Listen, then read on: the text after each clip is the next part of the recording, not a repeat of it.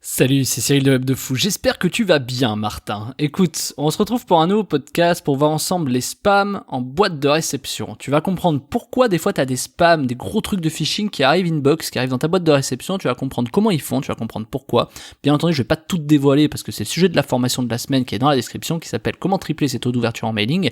Mais avant ça, tu connais le truc, tu penses à t'abonner, tu cliques sur le bouton s'abonner. Tu vas dans la description, il y a un lien, ça s'appelle rejoins mes contacts privés. Tu cliques dessus s'il te plaît. Et puis tu me rejoins dans notre aventure, tu vois, on est déjà une grande communauté, on est pas mal, hein. Et puis dans ces podcasts, tous les jours, je te délivre par email des informations qui vont changer ta vie et ton business, crois-moi. Ok ? Allez, on y va. Qu'on se le dise tout de suite, le vrai sujet de pourquoi les spams arrivent en boîte de réception et comment tu peux faire toi pour éviter que toi qui tombes en spam, tu arrives en boîte de réception si tu envoies des emails, c'est clairement dans l'information et je t'explique un truc de fou. Donc là, je te fais l'instant promo tout de suite. Si tu as des problèmes et que tu te demandes comment tu fais pour arriver dans les spams alors que t'envoies des trucs bien, si tu veux arrêter d'arriver dans les spams et arriver en boîte de réception, je te délivre tout dans l'information, il n'y a pas que ça. Je te montre également comment tripler tes taux d'ouverture qui sont forcément liés à ça, mais pas qu'à ça, tripler ta délivrabilité également. Tu vas avoir tout le process pour réussir à passer inbox, à faire en sorte que tes emails fonctionnent quoi qu'il arrive, et en plus de ça, ils vont cliquer à mort et je t'explique tout dedans, je te montre en partage d'écran, en vidéo, je te montre tout dans la formation, les chiffres, comment moi j'ai fait x60, je suis passé de 100 à 6000, c'est pas des conneries, je te montre le truc, enfin x52,3 exactement, mais j'arrondis à 60, c'est un truc de dingue, je te montre le truc en live, je te montre tout ce qu'il y a à savoir sur le mail, c'est de toute façon une des formations les plus complètes que j'ai faites, ou qui t'explique vraiment le envers du décor de l'email et pourquoi t'as pas 100% d'ouverture et comment tu vas faire pour te rapprocher de tout ça. Voilà, t'as tout dans la description, ça s'appelle tripler ses taux d'ouverture en emailing, je te mets le lien en description, c'est la formation tripler ses taux d'ouverture en emailing, et on y va maintenant pour le podcast. Allez go, instant promotion fini, on y va. La première chose à comprendre, c'est savoir pourquoi, par exemple, tu arrives inbox. Avant de comprendre pourquoi tu arrives en spam, il faut savoir pourquoi tu arrives inbox ou pourquoi tu n'y arrives pas, si tu veux. Parce que le fait de ne pas arriver dans la boîte de réception du destinataire, ça veut pas forcément dire que tu arrives en spam. Maintenant, la grande question que les gens vont se poser beaucoup, je sais pas si ça t'est déjà arrivé, des fois tu reçois des mails de phishing. Tu sais, les mails de phishing, pour ceux qui ne le savent pas, c'est par exemple, mets ton numéro de carte bleue, vous avez une erreur dans votre commande, il faut ressaisir votre carte bleue. Ou alors, hey, les impôts vous remboursent de l'argent, il faut que vous mettiez votre RIB ou votre CB pour qu'on vous rembourse de l'argent. Tu vois, c'est les mecs qui essaient de détourner qui se font passer pour quelqu'un d'autorité, donc les impôts, une banque ou quoi que ce soit, de sorte à ce que toi, tu te fasses un peu illusionner que c'est, si tu veux, la banque, j'ai pas le mot, que toi tu crois que c'est la banque, et puis du coup tu vas rentrer tes coordonnées, et eux ils te volent ces coordonnées là, voilà, ça s'appelle du phishing. Donc pourquoi tu reçois des emails de phishing en boîte de réception? Sache que ça c'est le premier ennemi d'ailleurs de tous les anti-spam, c'est le phishing bien sûr, hein, parce que c'est, tu vois, on peut pas, enfin il faut pas voler les gens de leur carte bleue, de leur identité, etc. Des fois on te demande, oui, on va vérifier quand même votre identité, mettez votre passeport, votre carte bleue, votre machin, ton titre de propriété, tu vois, enfin, tu vois, les mecs ils te volent toute ta vie, quoi. Donc voilà, bon bref, pour te dire que oui, comment est-ce qu'ils font ça? Alors c'est assez simple en fait, enfin non, c'est pas simple, c'est pas vrai, c'est pas simple. C'est très simple à faire et à comprendre, mais c'est pas si simple à la réalisation, et je m'explique. Tu vas voir, enfin, tu vas comprendre le truc. Parce que je peux pas tout te dévoiler, parce que ce que je te mets dans l'information, c'est forcément quelque chose qui est largement accessible. Mais je vais y venir.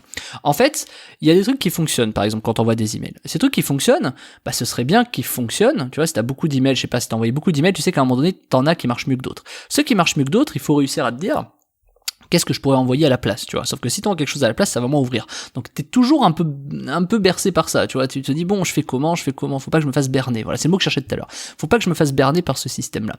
Donc en fait, pour faire passer des trucs mauvais, en fait, c'est un peu, je vais te donner l'exemple des crêpes, tu vois. Non, même pas, je vais te donner l'exemple de la crème fraîche et de la farine, tu vois. Quand par exemple tu fais de la cuisine, je sais pas si tu fais de la cuisine, mais au pire tu vas apprendre un truc. Quand tu fais de la cuisine, par exemple, quand tu mets un peu trop de crème fraîche et que c'est un peu trop liquide ou peu importe, on t'apprend à mettre de la farine pour que ça épaississe, tu vois, et que du coup, bah, ce soit moins liquide et plus épais. Sauf qu'évidemment, si tu mets trop de crème fraîche, tu vas mettre beaucoup trop de farine et après le goût va changer. Enfin voilà, tu vois le truc. C'est exactement la même chose. C'est-à-dire, imaginons, je sais pas, tu fais, je sais pas ce que tu peux faire avec la crème fraîche. Je sais pas si tu fais des champis avec de la crème. Et ben, si tu verses 3 pots de crème, je veux dire, à un moment donné, il va falloir que t'en mettes de la farine pour épaissir, tu vois. Sinon, tes champis ils vont baigner. Ça va être de la crème fraîche aux champis, quoi, tu vois. Donc, en gros, ça marche un peu pareil. C'est qu'il faut mixer un peu les sujets en disant, bon, j'ai mis un peu trop de crème, je vais mettre un peu de farine. Ah, j'ai mis trop de farine, je remets un peu de crème. Mais sans forcément aller dépasser le fait que, par exemple, tes champignons vont baigner dans la crème ou, justement, il va plus y avoir de crème parce que tu auras mis trop de farine. En fait, c'est un peu le yin et le yang, le sujet. Je sais pas, c'est un peu comme... C'est l'entre-deux du yin et le yang qu'il faut que tu ailles chercher. Parce que, forcément, si c'est trop bon, tu vas avoir des problèmes. Si c'est trop mauvais, tu vas avoir des problèmes. Faut toujours aller entre les deux. Et donc, la meilleure façon de ça, c'est de trouver un peu le côté contraire. C'est-à-dire, si t'envoies des trucs qui fonctionnent bien, il faut que t'envoies des trucs qui ne fonctionnent pas. Je sais que ça paraît complètement chelou, ça paraît complètement dingue, c'est-à-dire c'est n'importe quoi, qu'est-ce qu'il raconte, il a pété une diorite le Cyril. Non, je te jure que c'est vrai. Pour que des choses passent mieux, il faut des fois envoyer des choses qui ne passent pas. Ça paraît bizarre. Pourquoi ? Parce qu'en fait, si tu passes trop bien, va y avoir un gros soupçon sur toi. Et donc, si tu as un seul truc qui fonctionne, si tu as un seul truc qui ne fonctionne pas, un seul truc, je sais pas, un mec, enfin, peu importe, un problème, tu vas avoir un souci. Alors que si tu mixes avec des choses qui ne fonctionnent pas bien, oui, ça va te tirer un peu vers le bas. En tout cas, ça va te faire un pas en arrière pour en faire 2 en avant. Parce que c'est ça que tu veux. Tu sais, pour sauter un trou, il faut prendre de l'élan.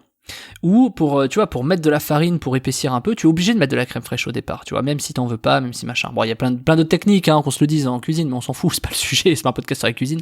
Mais c'est pour dire que, quoi que tu fasses, tu es toujours obligé de prendre un peu de l'élan. Tu vois, avant d'aller sous l'eau, t'es obligé de prendre ta respiration pour y aller. Et donc c'est hyper important. Tu vois, il y a toujours un écart entre... Tu plonges pas tout de suite sous l'eau, tu vois, à part si tu fais du poumon à vide, tu vois, donc ça marche aussi. Mais ce que je veux dire, c'est que la plupart des gens vont faire une grande aspiration pour plonger. Et c'est hyper important de faire ça. Et par exemple, c'est un peu comme, tu sais, comme de l'endurance.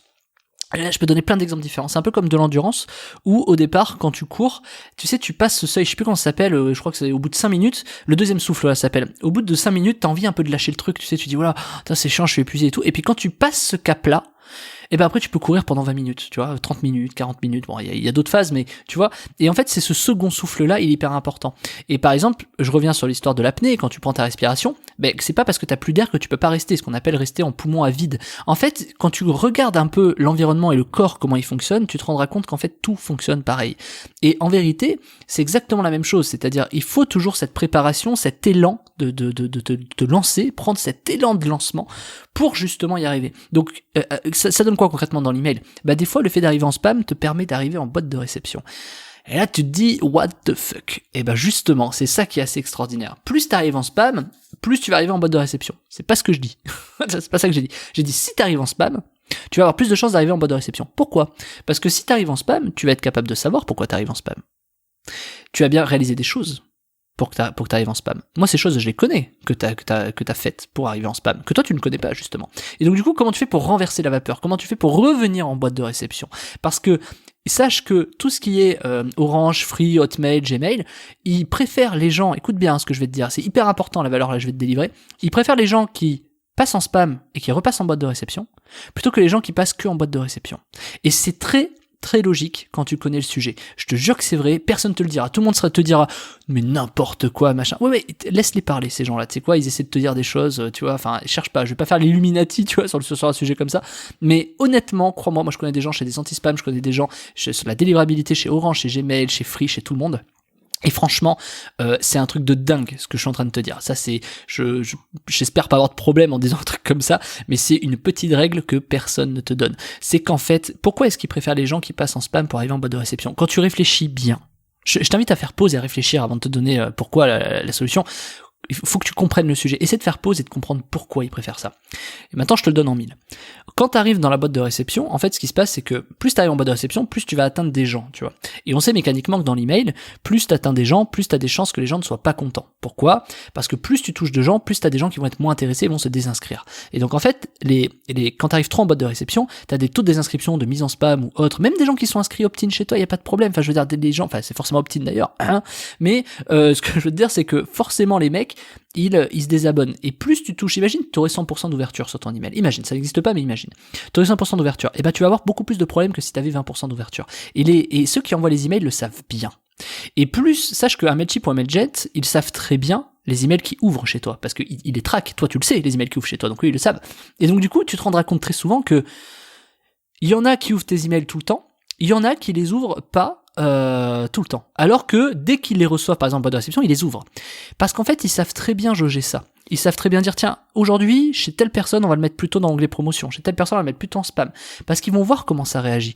Et par exemple, quand les gens disent, ah, j'ai reçu en spam, tiens, je vais accepter le fait de le remettre en boîte de réception en disant, tiens, j'accepte de recevoir des emails de ce contact, tu sais, en le replaçant en boîte de réception, là, tu vas gagner une grosse crédibilité. Et c'est pour ça que je te dis qu'en fait, et là, tu vas comprendre, je t'ai fait un peu le tour, pourquoi ils préfèrent que tu arrives en spam et ensuite en boîte de réception. C'est très logique. Ça, en fait, pour eux, c'est beaucoup moins de risques parce que quand eux te font délivrer les emails, ils ne le savent pas. Ok, bon, si en plus t'envoies un email par jour, tes taux d'ouverture, ils vont forcément un peu baisser parce qu'ils vont avoir plus peur en fait. Et c'est très logique, tu vois. Je te laisse réfléchir à ça. C'est très très très logique.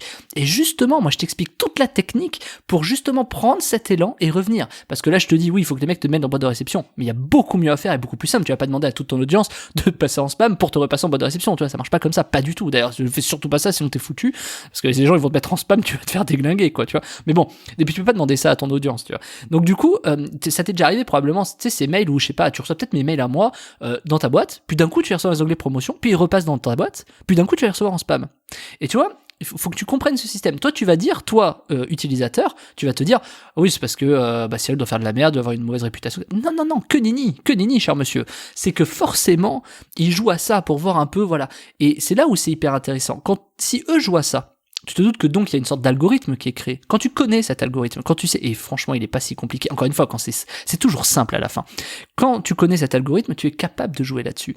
Parce que c'est très logique que les Gmail, etc., ils te fassent passer en spam pour voir si t'as des gens qui vont te repasser en boîte de réception. C'est très logique parce que pour eux c'est beaucoup moins de risques en fait. Et tu verras que ces gens-là, tu verras qu'à partir du moment où si un jour t'as un email de moi en spam et que tu le mets en boîte de réception, tu verras que pendant des mois, tu vas recevoir inbox tous mes emails. Alors qu'au début tu les recevais peut-être dans les promotions, dans les machins, etc. Ça faut l'analyser pour voir. C'est une technique de dingue que je te donne. Alors évidemment c'est pas ce que tu crois, c'est-à-dire que c'est pas, il suffit ce que je viens de te dire, et c'est pas juste j'arrive en spam et je repasse en boîte de réception. Et encore une fois tu peux pas demander ça à tes utilisateurs. Mais il y a des techniques bien plus simples et bien plus faciles pour faire ça, et qui en plus te donne une crédibilité de dingue. Et ça c'est une grosse partie, c'est une grosse solution de la formation de la semaine qui s'appelle tripler ses taux d'ouverture en mailing. Elle s'appelle comme ça parce que forcément quand t'arrives inbox, tu doubles tes taux d'ouverture, mais en plus quand tu fais d'autres choses comme là des techniques que je peux te parler et que je t'ai pas vraiment révélé, tu peux encore doubler ce chiffre là. Et je te montre tout dans la formation de la semaine. Ça s'appelle donc tripler ses taux d'ouverture en mailing. J'aborde tout, j'aborde la délivrabilité, les taux d'ouverture, je t'explique même comment passer de 100 clics à 6000 clics. Tu vas voir, parce qu'il n'y a pas que l'ouverture, il y a aussi le fonctionnement des clics. C'est important que tu maîtrises la chaîne de j'envoie, je reçois, j'ouvre et je clique. Et je t'explique tout dans cette formation. C'est colossal ce que je te délivre. C'est une formation quasiment complète sur l'emailing. J'aurais pu l'appeler bien différemment. Il fallait un titre un peu accrocheur, tu vois, tripler ses taux d'ouverture. Je te le dis pourquoi ça s'appelle comme ça quand même, mais on y voit beaucoup de choses dedans.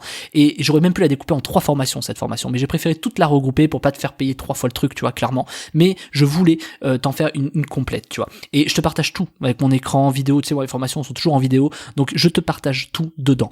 Et tu vas voir à quel point c'est extraordinaire ce que tu vas apprendre et ça va changer ton business mailing s'il y a aucun doute là-dessus. Ok? Donc je te laisse cliquer sur le lien, ça s'appelle tripler ses taux d'ouverture en mailing et puis je t'attends de l'autre côté. Allez, à tout de suite.